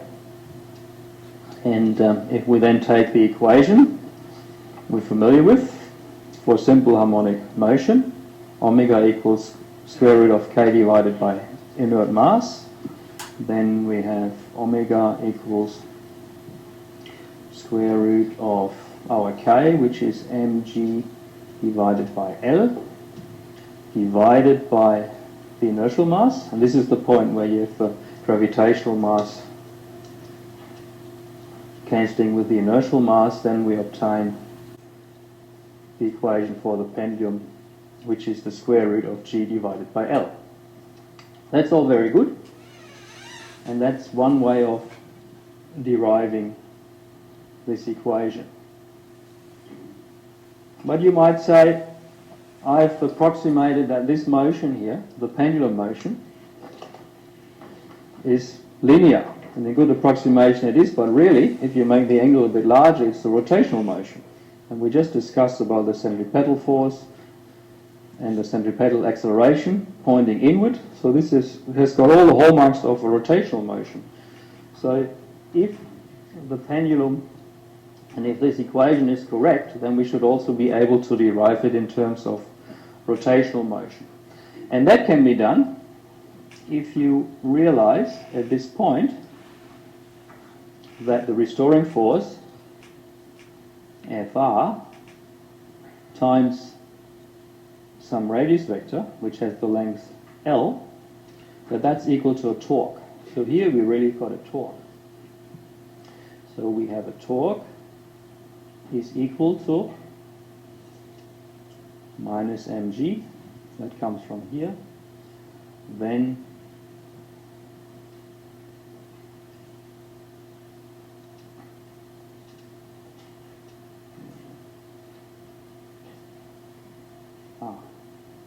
and there is an L here, and there's a theta. I've replaced x over L with theta. Yeah? So if you have theta, x over L is theta, if you replace that with theta, you've got mg times theta times L, because the L doesn't cancel, and you get from here to there. So you get this equation. And you see now that we have something that looks similar to this equation. This is the equation for simple harmonic motion, the force law for simple harmonic motion. And here we now have a torque law, simple harmonic motion, and we have a torque law, which gives us the same kind of motion, because we have tau is equal to minus, that's this minus sign, we have a constant, and because we're now talking about rotational motion, it doesn't depend on x, it depends on the displacement angle theta. So when you have oscillations that are not linear motion but rotational motion, then you can have a look if your force law is of this form, and then in an equivalent way you can determine the omega as the square root of the torque constant. You know, this constant k we now call the torque constant rather than the force constant, divided by, what do you think we might have to divide it by now in order to make it equivalent to linear motion? The linear motion we divide k by mass. Would that be appropriate here if we've got a torque? What's the equivalent of mass in rotational motion? I think you know. No, you don't know? Remember rotational motion and the torque? What's the inertia in rotational motion? How do we express that? With the moment of the inertia. So in the case of rotational motion, mass, the place of mass is taken by the moment of inertia. Moment of inertia. And you might also remember that for a point mass on the circle, that is equal to the point mass itself times the radius squared, m times L squared. Or you might remember m times r squared, but in this case r is L. So m times L squared. And if we then substitute, then we get omega is equal to k divided by, I haven't substituted for k, I better do this. So k in this, I'll just write it. So divided by moment of inertia, now I substitute for k, which is mgl, divided by the moment of inertia, which is m times L squared. And you can see things cancel out. This L cancels with a square, and we're left with exactly the same that we derived a moment ago, namely this equation. For the pendulum, the angular frequency is the square root g on L. So you can see there are two ways to get there. You can go via approximating the pendulum motion for small angles as linear, which is appropriate, or you can consider that it is indeed a rotational motion, and then you have to consider the torque acting on the point mass and its moment of inertia. But in the end, you obtain the same equation, which means if gravity is larger, the frequency will go up, and if the string length is larger, the frequency will go down.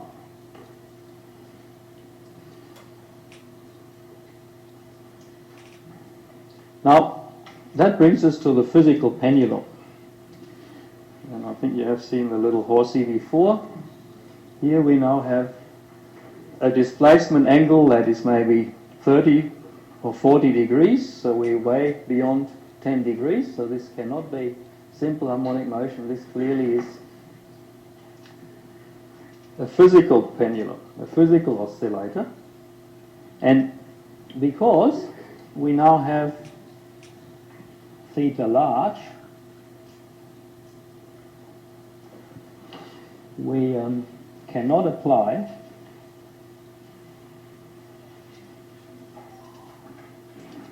the sine theta is approximately theta approximation. We cannot do that. So we have to consider the situation properly. And if you draw this little horsey like this, then because of the weights at the hoofs, we've got a pivot point, and we might have and then of course we have a center of mass, and that's rather low because of those weights. And what we need to consider is again the displacement angle, theta, and we need to consider that all the mass of the horse is combined in the center of mass. So that gives us a radius, or a moment ago this was the distance L, now it's the distance R, and the restoring force is again a component of gravity, like this.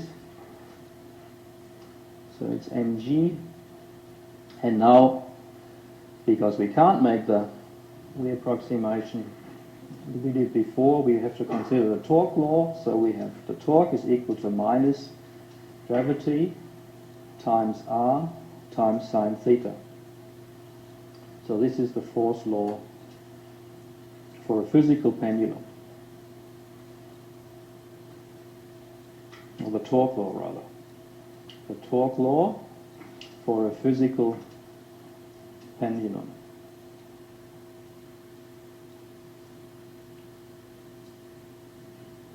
And more generally, it's equal to minus k, which is the torque constant, times a function of theta. And it's not directly proportional to theta, so we don't get simple harmonic motion, we get complex harmonic motion. And in many of such cases, the solution of that problem, the solution of the respective differential equation, that's what you can solve this, but you have to solve a more complex differential equation. That goes beyond what you can do mathematically, so I don't want to do that. But I'm showing this to you because not all is lost, because you can see at the moment the little horsey is making has displacements which are almost of the order of 10 degrees. So whenever you've got a physical pendulum, as long as the displacement angle is smaller than about 10 degrees, then again you can apply the sine theta approximation for theta small, even for a physical pendulum. It follows that sine theta is approximately theta, and then if this is the sine function, then this becomes k times theta. We've got a linear situation and we get simple harmonic motion. So one can write, for example, for small displacements,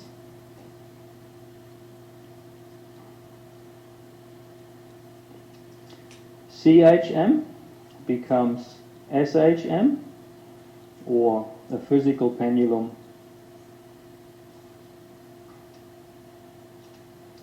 becomes like a simple pendulum.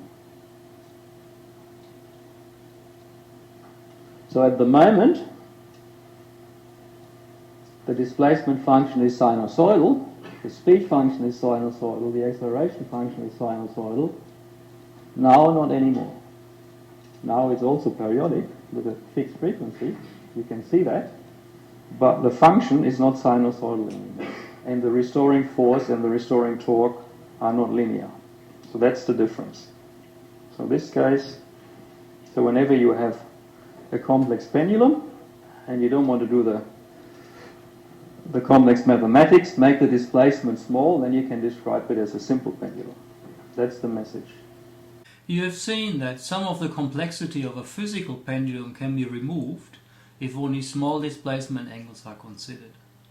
Oscillations can, however, also become complex if they are damped or if they are driven. This equation describes the energy, the total energy. Remember, the total energy of an oscillator is 1/2 oscillator constant times the amplitude squared. This total energy changes with time when an oscillator is damped by friction, by drag, by other dissipation forces. In that case, we have 1/2 times constant, which is the same as the k, times the amplitude squared, times typically an exponential factor e to the power of minus bt divided by m, whereby b is the damping constant and m is the mass of the oscillator. This is a calculation of the damping of a pendulum of a length of 1 meter for varying damping factors. The b we just talked about, the damping factor, is here notated as q, and we have the situation with no damping, q equals b equals 0 in grey, and you see the typical sinusoidal displacement function of a simple harmonic oscillator. If we increase friction, drag, and therefore damping, for example now with q equal 1, we get the green curve, and you can see that the oscillator still completes one oscillation, and then a second one, and then a third one, and then almost comes to rest. So we complete an oscillation, the frequency is unchanged. You can see the grey undamped oscillator here and the green somewhat damped oscillator. The frequency difference is very, very small. So initially for low damping the frequency is not changed much, and that change can often be neglected. However, once we increase the damping significantly, the most extreme case here is q equals 10, very large damping. You can see in red here that the oscillator doesn't even complete one oscillation and the exponential damping term takes over, and we just go gradually into the rest position. And in between, for example, q equals 5, the blue curve is also very much damped, just faster. And the q equals 2 curve still gives us one oscillation, and you can see that now the frequency change becomes significant. We go through one oscillation but can't complete the second one and then come to a rest. The opposite of damped oscillations are driven or forced oscillations. This sketch shows how damping and forcing oscillations can be achieved in a mechanical system.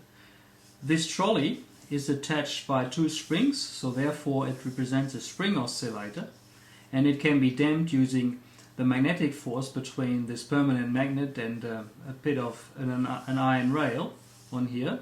And it can also be driven by this motor, which rotates with a variable frequency of omega equals 2 pi f. If we ignore the magnetic damping, then it can be observed that as the frequency is adjusted, the amplitude of the oscillator can become really, really small when the eigenfrequency, as we say, the eigenfrequency of the system and the drive frequency are very different. Alternatively, if the drive frequency and the eigenfrequency of the system are matched, then the amplitudes tend to infinity, and as you can see, the truck will bump into the end of the rail here, and we call this situation a resonance catastrophe. The truck will be in resonance, its amplitude tends to infinity, and the system will break. As discussed in the textbook, one can show that the amplitude of a driven and damped oscillator A is given by this equation, whereby omega 0 is the eigenfrequency of the oscillator, which is given by the square root of k divided by inertial mass m. Omega is the frequency of the motor, the driving frequency. Here again we have b, the damping constant, and m, the mass of the oscillator, and f is the force associated with the driving motor. You can see that this is a function where we have a constant over divided by a denominator, and if this denominator becomes 0, the amplitude will tend to infinity. And this denominator can become 0 if omega, the driving frequency, is equal to the eigenfrequency. And if the damping is 0. If this term is 0 and if this term is 0, then the denominator is 0 and the function a will tend to infinity.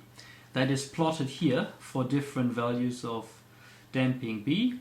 If B is large, it's not possible for the denominator to become 0, and we get a maximum for omega being equal to omega 0, and we get this peak function.